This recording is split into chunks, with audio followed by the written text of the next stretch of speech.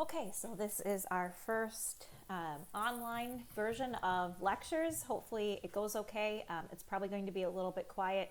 You might have to turn your volume up. I'm working on getting a better microphone, but this was not expected, obviously, and this course was not designed to be online, so we'll just have to do our best.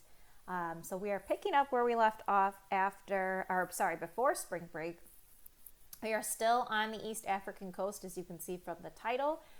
We are talking about the trading towns of the East African coast going up to the 16th century, so remember that means the 1500s. All right, so this chapter is mainly concerned with the origins and growth of the Swahili trading towns along much of the East African coastline and their contributions to further development of the Indian Ocean trade, which we've mentioned in some previous chapters. So past historians of this region tend to overemphasize the Arab input to the early growth of East African coastal trade. And if you remember from some previous lectures, we talked about the fact that there had been Arab settlement on the east coast of Africa as well as in North Africa. And so we're continuing on with this here. Now, in these older sources, the initiative for participation in this trade in this region was in the hands of Islamic Arab immigrants. And that version of history, that narrative, they drew Africans into their own trading culture. But now recent research has shown this to be misleading. Not that the Arab input in this region is not important, but that they had underemphasized the very important indigenous African input as well. And if you're kind of lost as to what area we're talking about, I put a map over here to the right. You can see the different towns, important trading towns that we're going to be talking about. And again, we're on the east coast of the African continent.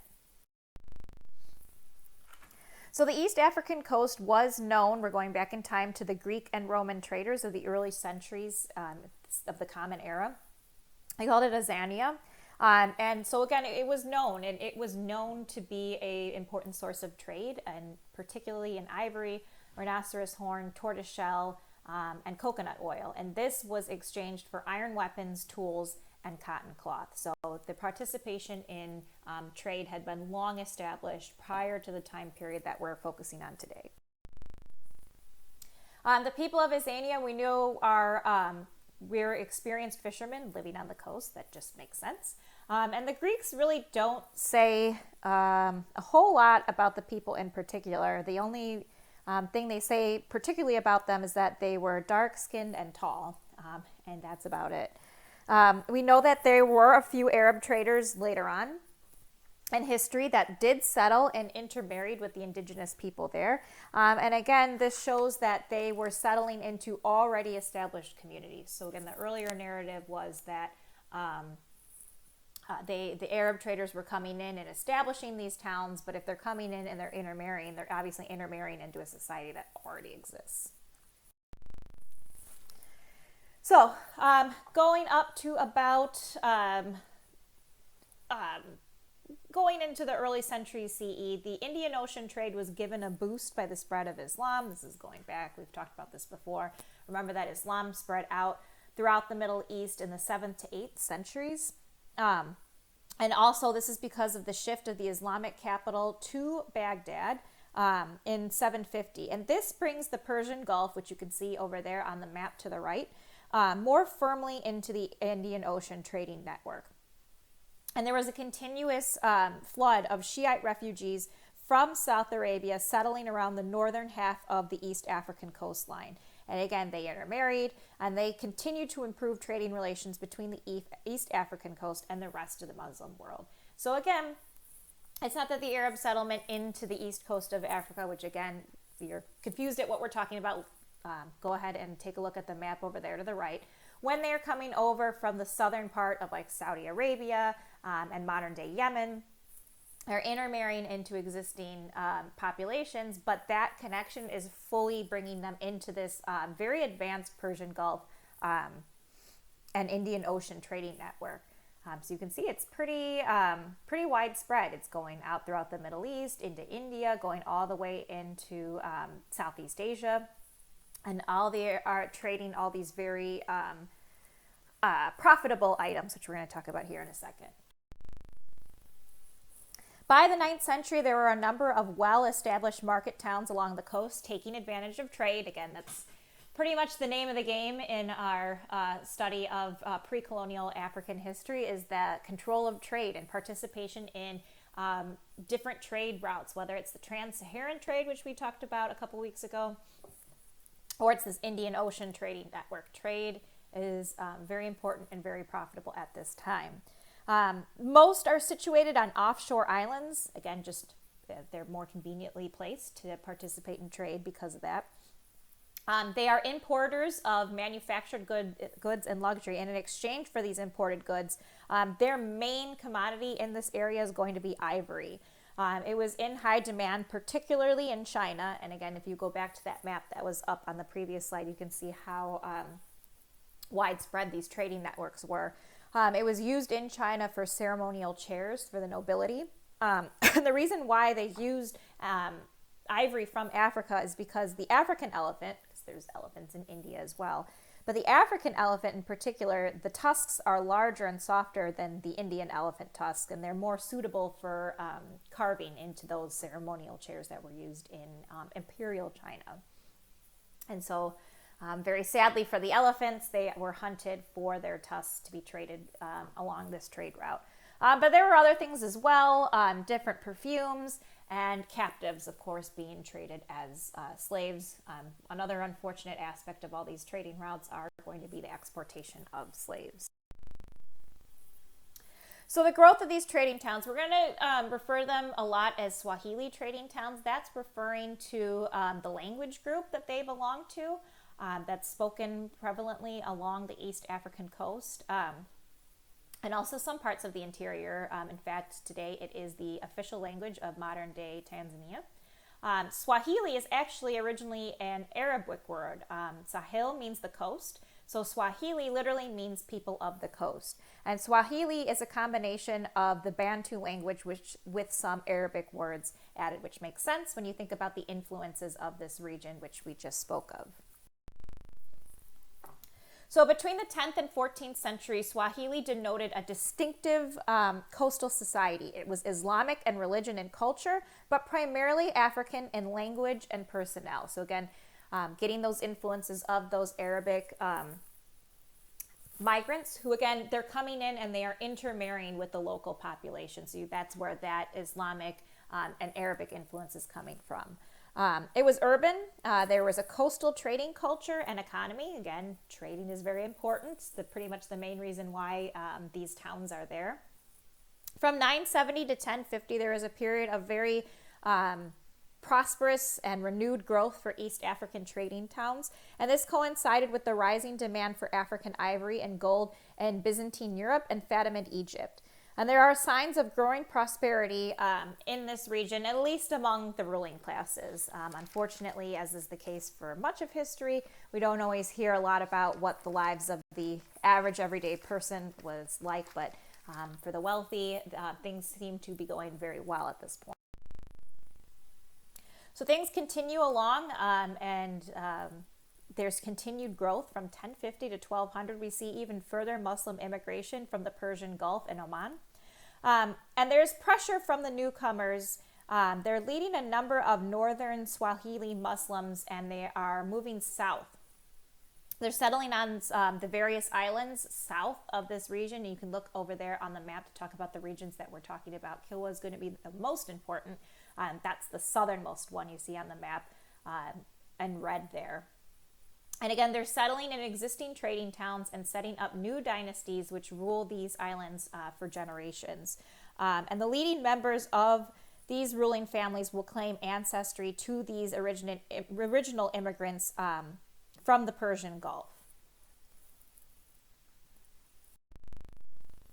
So as I said in the previous slide, of all the new Swahili towns, Kilwa is going to be destined to be the most important.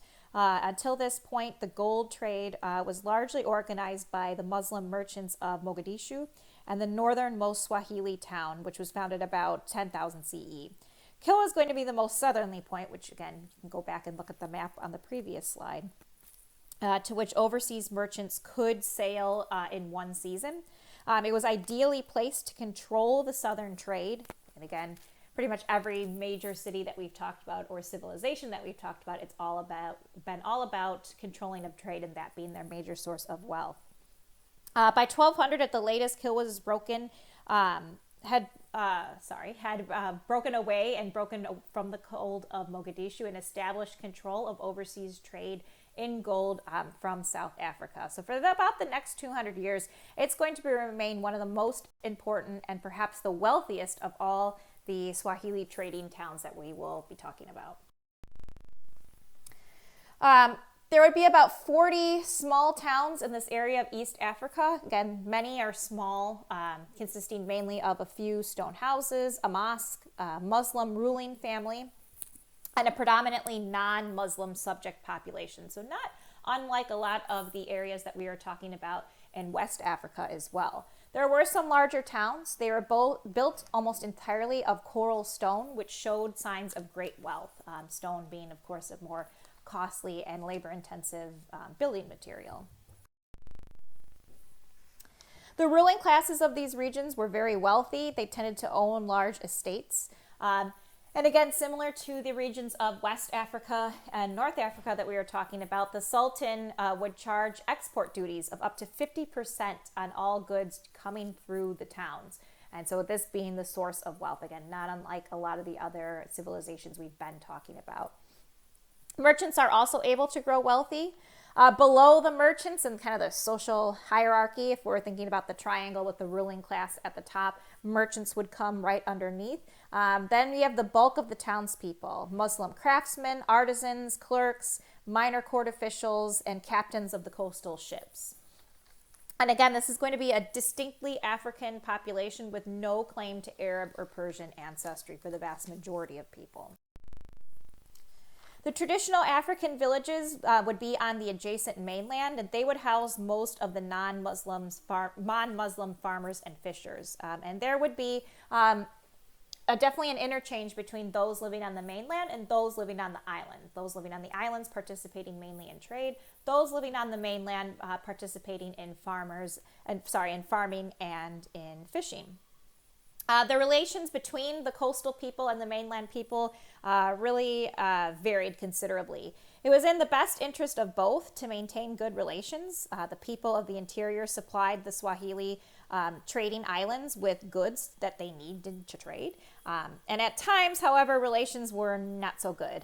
Mainland chieftains often were known to raid the coasts in search of livestock and captives for their own benefit.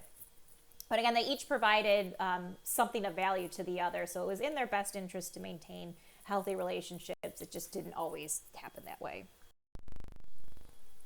All right, so now we're getting into the age of exploration in Europe, and we're getting into really much more European contact between, lots more contact between the continent of Europe and the continent of Africa. And it's going to lead up into the establishment of the transatlantic trade, which is going to take up quite a bit of the later chapters that we're going to be talking about for the rest of the semester. So this is the first of it, and the Portuguese are really the first to expand. It's not that they hadn't had contact with Africa before. We've talked about contact between Europe and Africa throughout our semester so far. Now we're going to see an expansion of that. And the Portuguese are going to be the first Europeans. They're going to be the first Europeans to really enter into the Indian Ocean trading network. When they sail very famously all the way around the south tip of Africa in 1498. Very famously, Vasco da Gama is going to do this in 1498, see the Indian Ocean, and then they're going to make further explorations, as you can see over here on the map to the right, really establishing themselves not only on the western coast of Africa and the southern coast of Africa, but the eastern coast as well. Now, why are they doing this? What is driving this? Because this is going to drive further European exploration of not only Africa, but we know the quote-unquote New World as well. So why are they doing this? Why was Columbus sailing the other way when he went out in 1492?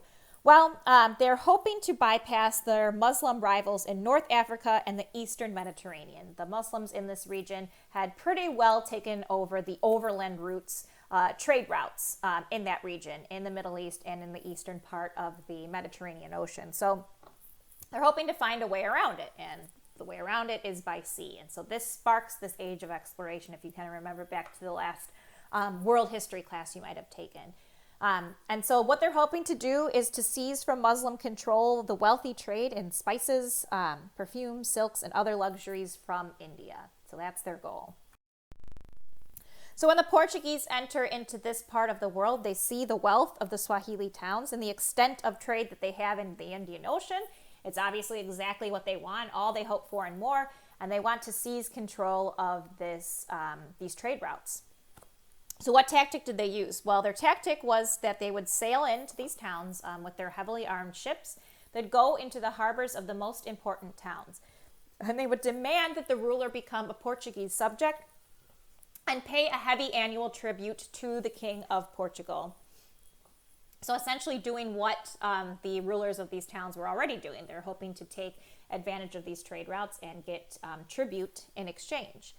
And if these demands were not met, the town was attacked, the possessions of the townspeople seized, and any Muslims who resisted were killed. And this was justified as a holy war against the Moors. And we've used that term before. Remember, that's a term used by Europeans to refer to Muslims of North African and really all Muslim descent. That's just a term that they use.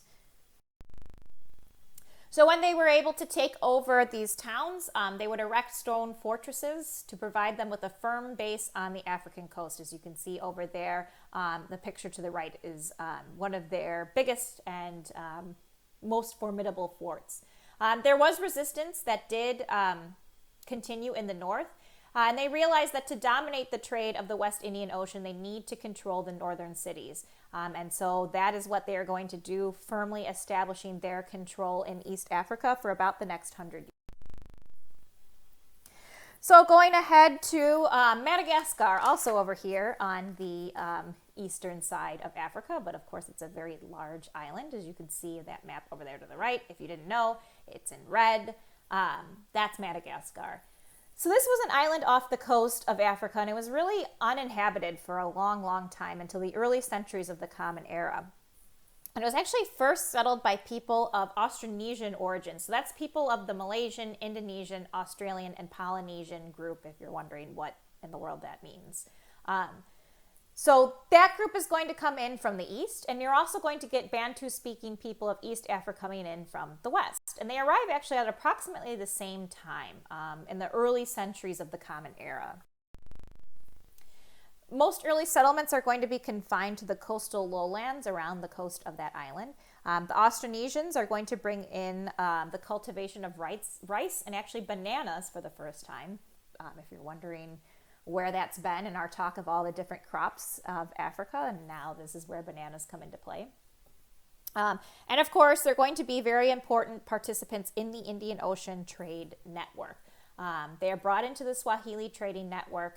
And again, going forward into the Common Era, as there's further settlement, a small number of traders of Arab and Indian ancestry are also going to settle there. So quite a bit of diversity going on in Madagascar at this time. And they're going to bring with them their ideology of kinship and establish ruling dynasties in this region as well. So that is our first online lecture. Hopefully it went well for you. You're able to get the notes that you need. And this is how we're going to be delivering lectures from this point on. So stay tuned.